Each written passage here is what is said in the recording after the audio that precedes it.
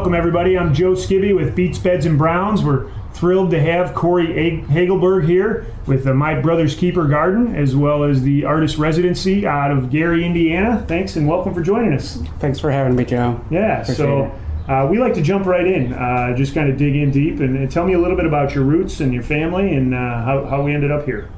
Okay, well, I grew up in Gary in the Miller neighborhood. 37 years old, so grew up in the 90s. Went to Andrean High School. Have a family history in the playground business. My dad owns a company that, or co-owns a company that manufactures commercial playground equipment.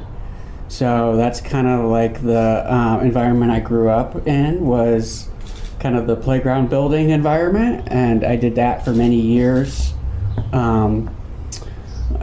Professionally as well. I went to Ball State, got an undergraduate degree in sculpture, and then built commercial playgrounds for about 10 years on my own. Worked in about 35 different states, traveling all around the country, going to military bases, schools, campgrounds, you name it. And then decided to go back to grad school. Again, went to Ball State for grad school, got a master's in printmaking. So a lot of my artwork, my personal studio practice would be kind of based in printmaking, making black and white woodcuts. Moved back to Gary in about 2011. Me and my partner, we bought 2 abandoned houses in the Miller neighborhood, redid them, started inviting artists to stay and work on their projects and on community projects, which became kind of the Calumet Artist Residency. And I guess that's kind of the beginning. I don't want to get too far before does that qualify you for region rat status? That's a term. Oh yeah, I mean I'm certainly a region rat. Yeah, again, grew up in Gary. My mom had a child care center in Highland. I went to school all around the region. Andrean, sort of the center of the region in some ways. So commercial playground installation. That sounds detached from the actual elementary school playground. Is it different, or is that? It is different. I just say that to sort of differentiate it from residential. Okay. Where these would be, steel and plastic structures with big slides. Huge, large-scale playgrounds. So different than your, sort of your standard, smaller outdoor backyard type thing. So how did you transition from a career in the playground industry to art? Well, I still sometimes do a little bit with playground stuff, but it's been pretty slow. Back in the day, this would be around 2008, in between undergraduate and grad school, I would make woodcuts in the motel rooms at night after working. And is that sitting there with a pen knife or a pocket knife and carving out, or is there? With chisels and gouges, but taking the blocks of wood with me and drawing, being influenced by what I saw, in the traveling and stuff. But it's been gradual, until maybe 2 years ago, I really did rely on some of that income from the playground still, just doing little jobs here and there. But I've taught at IUN now for, I guess, 6 years.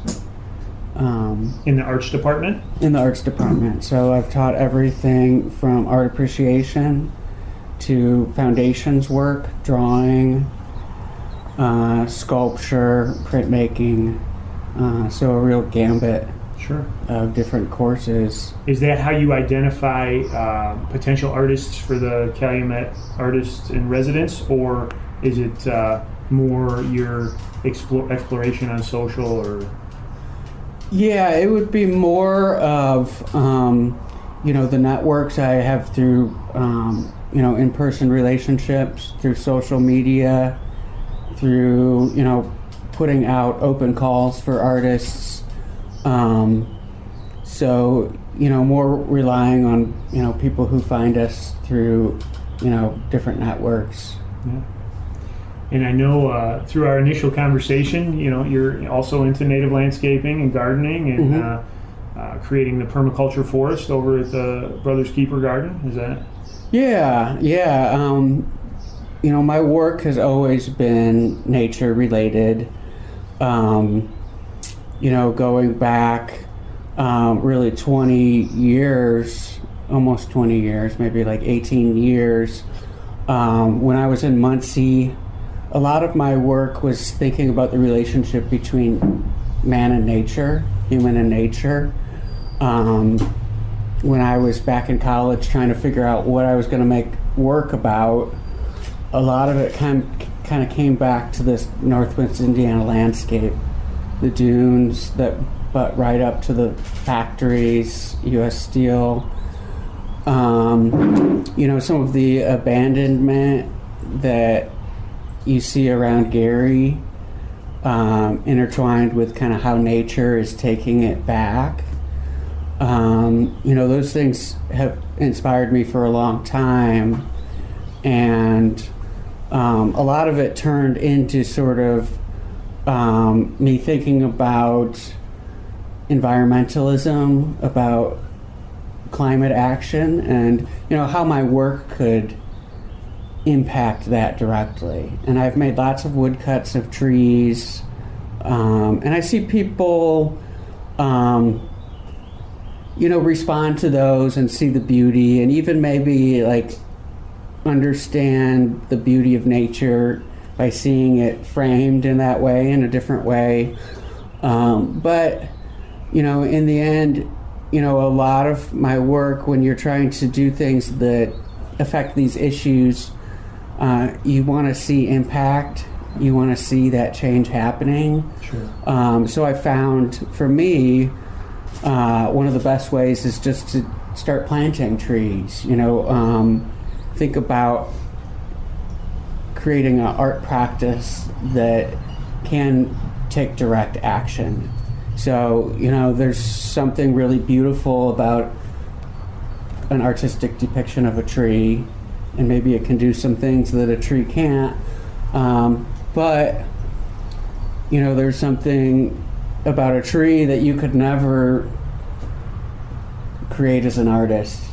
There's a beauty that just can't be described. So for me, as an artist, I like to do both. I see planting a tree as an act of making art. There's a creativity to it. It can become a lot of different things, and it's a form of earth repair. It's a form of art. So I like to both make visual art that informs, inspires, hopefully helps people reframe their ideas of beauty, but also planting and learning about the natural world and trying to enhance it has become an important part of my practice. Nice. When you're talking about planting things, I know you also do landscaping and planting on your property with the My Brother's Keeper garden. Mm-hmm. Is there an aesthetic function, or is it form leading the charge in terms of being able to put the most food on the table for those in need, or is it balanced somehow? I think there's a balance, and I'll have to say I'm still figuring that out as well. Certainly for me, my biggest priority is creating, we got about an acre at Brothers Keeper, creating a system that will be low maintenance and high producing in the future. So we've planted about 30 fruit and nut trees, and those aren't producing right up front for us. We have pawpaws persimmons, serviceberries, native plums, some hazelnuts, black cherry, gooseberries, currants, elderberries. So those things are going to take a couple years to produce. But the goal is to create something that's low maintenance, that you don't have to replant it every year. That kind of perennial plant will be is more resilient to changes in the climate, drought,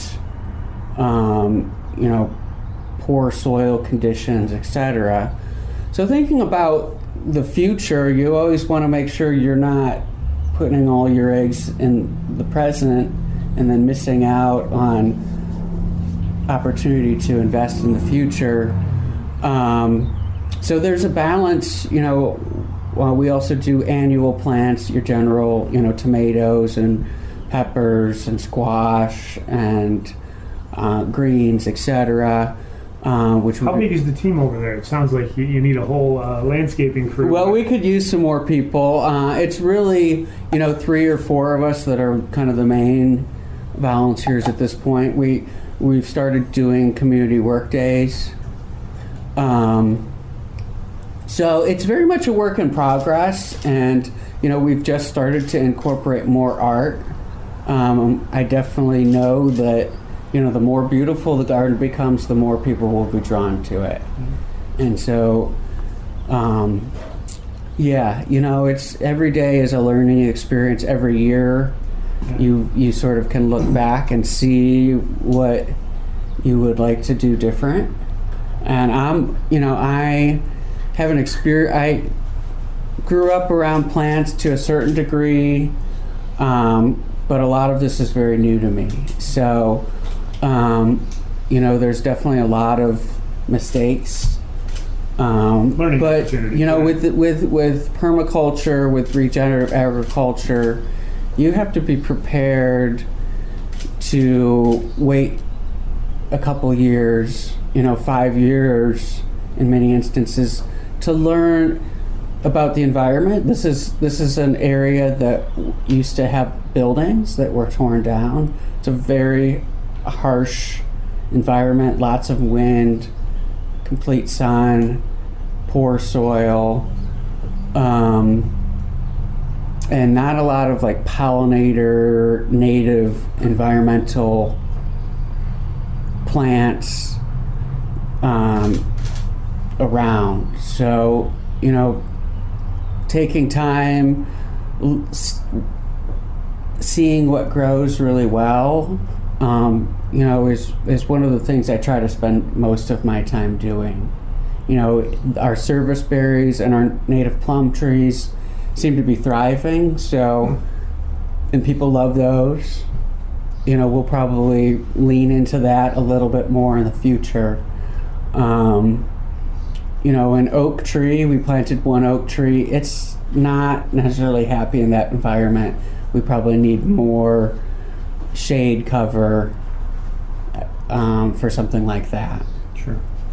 So, that's one of the wonderful things about gardening, is that you have the opportunity to fail and learn, and oftentimes can be implemented in the same season, especially with the annuals. With the temperature swings that we've had in the early 80s, and then the sub-freezing temperatures over the last couple weeks, we've seeded, planted, and lost a number of things, and you just throw some more seed in the ground and roll it out. I understand with the trees, it's a little bit longer. Once you have an oak tree, if it's not doing well, it's a big deal to dig that up and relocate it or tear it down.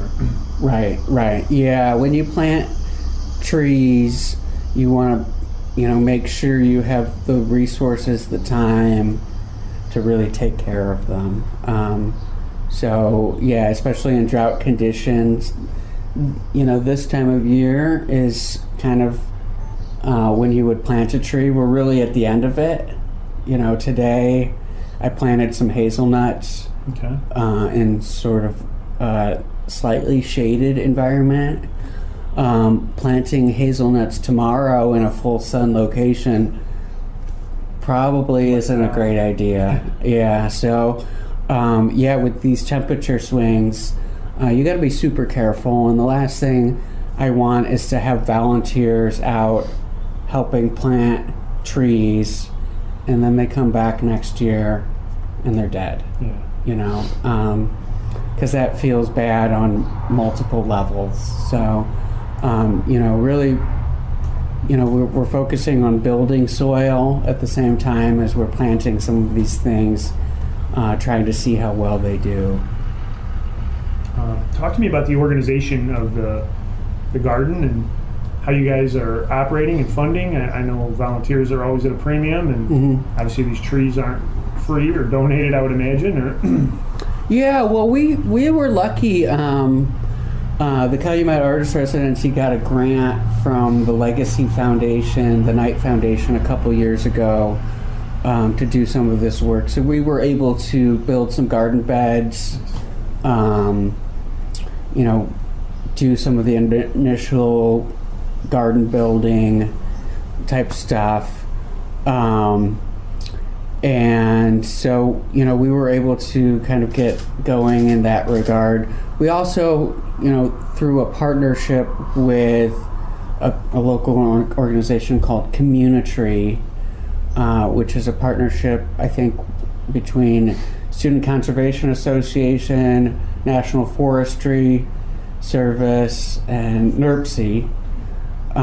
We were able to get 25 native fruit and nut trees. Oh, nice. And that's a great organization, Community. They have planted a lot of trees in Gary, and Hammond, Whiting, and they do community events, so they have volunteers come out. For that particular event where we planted the 25 trees, I had students of mine at IUN come out and help plant the trees. I incorporated it into a sculpture class where we did a little bit of thinking about where the trees should go, spotting out that site. So yeah, that's been great. You know, I've been getting good at cloning elderberries, cloning gooseberries. So those are all, you know, one of the great things is once you have one of these things, you can have sort of an infinite number. And I mean, you got to be a little careful. Cloning, is that taking off the cutting, yeah, it's taking it on and putting it into another foundational root structure? Well, that would be grafting. I mean, this would be much more simple, where with an elderberry or a gooseberry or a currant, you can take a cutting and you can basically stick it in the ground. Oh, nice. And as long as has some water, they're very resilient. Different plants are different. Sure. You know, some of them are a lot harder to root. So are those crawlers then? If they would go out and be that easy to transplant in? Or? The gooseberries will spread through underground root systems. The currants and elderberries, generally you would just take a cutting. Gooseberries, they make these long branches that then drop down, and if you put like a stick or some soil on it, it'll just kind of root itself. So those are, and they're very tasty, so those are great plants where, yeah, if you have one, you can sort of generate a million. I mean, some people, you know, you might want to have maybe more than one just for genetic diversity. Mm-hmm. You know, some people say when you do a little too much of that, you're putting yourself at risk.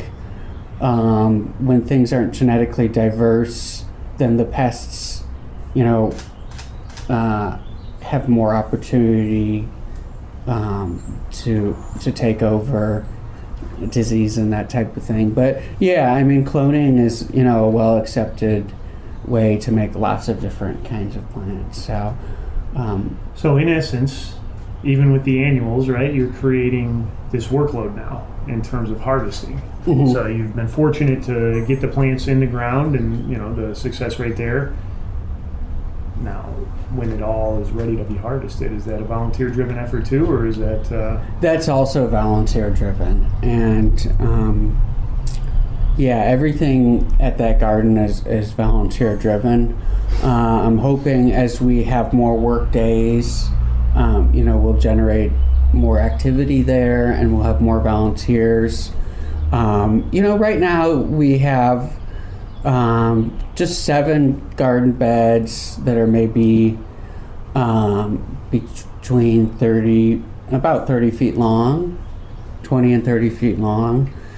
So it's not a tremendous amount of harvesting yet. But, we're hoping to grow it to where we use our space as efficiently as possible. And, we do have that problem. We're still very much figuring out what we're doing, but, we're still developing the relationship with the shelter and the chefs. COVID was a little bit difficult for us because pre-COVID, the shelter had twice as many people staying there. So we had more hands on deck, and it was a little easier to get help from the guys staying there. With all the COVID restrictions and just having fewer people around, that did create a challenge, and that was kind of year 2 of the garden. This is year 3. We have a lot of things to navigate through and still very much figuring a lot of it out. Sure. Yeah, every year's a learning year, right? Right. I've told everybody I interview I'm not an expert at hip-hop, gardening, or bourbon, but, I hope to learn a lot, right? Right. And my whole thing is I'll be doing the same thing in 10, 15 years. So I just want to make sure it gets better every year. And so we see that investment come to fruition, down the road. How does one get involved in volunteering for your organization? You can find Calumet Artist Residency on Facebook. We post our volunteer work days, or, I'm out there regularly otherwise as well. Our volunteer work days are every other Saturday. So again, Calumet Artist Residency on Facebook is a great place to find out what we're doing. If you're interested in more information on my studio practice on my woodcuts, you can find that at Hagelberg.com. Absolutely. And that'll be spelled out. Another thing that would be worth talking about is sort of the function of the Calumet Artist Residency and how that works. So we've been around since 2011. Again, we sort of started as a way to leverage an abandoned house that we had. Me and my former partner, we found this spot with 2 abandoned houses that were connected, and we fixed them up and wanted to use one to kind of help enhance local artists' work, the art going out into the community. So since 2011, we've had about 40 artists that have stayed and done different kinds of projects. Public art projects or individual installations or just... Yeah, public art projects, murals, workshops with kids at the schools of all different sorts, poetry, iron casting. We had people that are filmmakers and writers. And a lot of the work that we do now sort of comes out of an artist that stayed with us a couple years ago. His name is Jeff Biggers, and he does... he's a writer, artist, historian, and a climate organizer. And he has a project called Ecopolis, where he works with communities to help them envision themselves as regenerative cities in 2030. So a regenerative city would be a city that is able to sustain itself by creating a system that's regenerative, where there's not as much waste. A lot of the products are created from within through agriculture, local food movement is really what a lot of this is based on. So you might think of like the corner baker that used to exist in every community. There's no reason why every community shouldn't still have a corner bakery. And a lot of the stuff that's being sold is being grown locally. And the same goes with a lot of other products. Basically anything you create can come from nature, some kind of agricultural practice. And until about 100 years ago, that was the case. So this project, Ecopolis, tries to sort of re-envision a community in a really beautiful way, in a way that it could look like in the year 2030, which is a major deadline for a lot of climate action, a lot of benchmarks that we have to hit. Look at 2030 as a major date. So a lot of what I'm doing now kind of comes out of that in some way.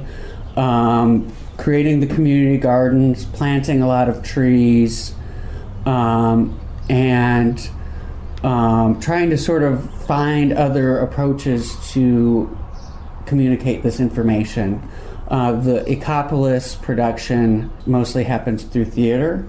So we did a production a couple years ago, and we're going to be doing another one this year in the fall at IUN. It's going to be the main theater production. Another thing that comes out of that is the Rethink Your Lawn coloring book. So, when you think about sort of climate action and how to make it happen, a lot of times it's pretty easy to turn people off, people disengage, and, so we're trying to create resources that are more approachable. So this is a coloring book that talks a little bit about, again, kind of rethinking your own personal space, how you can grow some food in your lawn, how you can enhance the soil, perhaps, start a community orchard, work with your neighbors to think about if you planted a tree in your yard and a neighbor planted one in theirs, suddenly you start to have a community orchard, and thinking about, how can this be something that we get into the hands of kids, adults, something kind of casual. Yeah, 2030 is... It's right around the corner. Off. Right, Yeah. Exactly. Social change, political change, generally only happens after a cultural shift of some sort. So I think we're starting to see that cultural shift. But that's where I see art as playing an important role in these issues, is helping people sort of see them differently, to reframe them. I think what you're doing is great because, we have to make some of this stuff cool. We have to bring it into the public limelight in a way that doesn't push people away, right, but brings them in. And so, if a kid can have some fun kind of coloring in some of the native plants, and then an adult can, read that to them, suddenly, hopefully it's not somebody barking at them, but it's something a little bit more casual, less formal, but Sure. It can have some impact. And to be able to change the thinking, right? Because, Right. We are a certified wildlife habitat through the Indiana Department of Natural Resources. We don't put chemicals on the yard. So for the last couple of weeks, the early portion of May, the yard looks tough. There Right. are dandelions. Everything that we have planted that's labeled as a native, landscape native flower, it has either been labeled a weed at some point or is still labeled a weed Right. by certain folks in the landscaping industry. So it is definitely a slow shift into the ideology, but again, the benefits, now the bees have an early food source. Mm-hmm. Now we're attracting more pollinators to our home garden. Where Absolutely. we can purchase and consume produce that doesn't have as large a footprint, carbon footprint, as the stuff you get from the store. So, no, I appreciate and applaud the effort, and again, anything that we can do to help, and it is part of what we're doing is creating a platform to be able to spread that message and get it out. And if we happen to make it cool in the process, I'm not going to complain. So. Yeah, well, hopefully your neighbors see what you're doing and they are attracted to it. Call the POA. They see what they're doing. Yeah. Yeah, I mean, hopefully, maybe after 5 years they'll see it differently. These things don't happen overnight, but hopefully when they see you've got maybe some fruit on some fruit trees, Oh, yeah. or a beautiful salad that you can offer them. I think, a lot of this happens, more casually, like when you sit down to a meal and everybody likes local food, beautiful food. If they can see that happening over here, hopefully it's a way to reach out and have those conversations. Even if it takes a long time, if you offer to plant an apple tree in your neighbor's yard, then all of a sudden you're moving out, you're branching out, and this could be sort of like the hub of that activity around and here. We're constant advocates for it, and throughout the summer, everything that we grow ends up being the dish that we bring for the barbecue or whatnot when we visit, and it's, I think the message is out to our friends and family is don't get Joe started talking about gardening, right? Yeah. But it does have a difference, and if people can see that, it's approachable, people can do it. I mean, we had 54 cups and we came home with 18, so we got 36 kids left with a seedling. That's at the great. hometown market in Crown Point. Nice. Maybe a third of those were actually adults, but we said the young and young at heart. So Yeah. Well, you're creating abundance around you, and there's a beauty to that. And I think once people see that, they get it. It can take a while for that abundance to come into fruition if you're planting, shrubs like elderberries or larger trees. But eventually, that'll have an impact. There's nothing more beautiful than a cherry tree filled with big, juicy cherries. Yeah. And you even can't like mistake blossoms that. leading up to it, yeah. And the blossoms, yeah. So hopefully by just continuing to do what you're doing, people will take notice. I'm confident that they will. This is probably the most unique thing we have. It comes up, and I can show you the sprouts, and green, narrow, almost feather-like leaves. And then it shoots up, and off of it come orchid-like flowers, and like a dozen sprouts. So they were overwintered in the barn. I don't know if they need a season or two, but other than that, we have yellow or green jalapeno, cucumber, acorn squash, which is actually bought from a plant sale a couple years back, and I just keep propagating that. Florentino tomato, which is a giant tomato that kind of folds in on itself. So flavorful. And then dill. Let's see. Maybe I'll do the, actually I might do the dill. Yeah. For the yellow swallowtails. Perfect. Yeah. So go ahead, dig in there. That's a cup of sand, peat moss, and pit moss, a little combo. And then go in here. Let me grab some dill seeds in there, drop them in. Give them a little gentle nudge, and then give them some squirts. All right.